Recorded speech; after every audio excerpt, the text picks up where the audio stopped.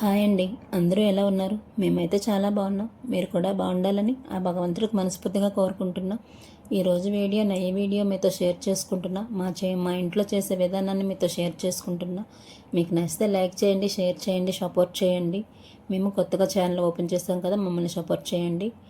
నెయ్యి చేసుకునే విధానాన్ని మీతో షేర్ చేసుకుంటున్నా. ముందుగా అయితే మనం స్టోర్ చేసుకునే నెయ్యి మిక్సీలో వేసి అది మిక్సీ ఒకసారి చేసి మళ్ళీ కూలింగ్ వాటర్ వేసి మళ్ళీ మిక్సీ కొడితే మనకి వెన్న అన్నది ఇలా వచ్చేస్తుంది. ఇలా వచ్చేసిన తర్వాత 2 టైమ్స్ వాష్ చేసుకొని మనం గ్యాస్ మీద పెట్టేసుకొని ఇంకా అది కరిగించుకోవాలి.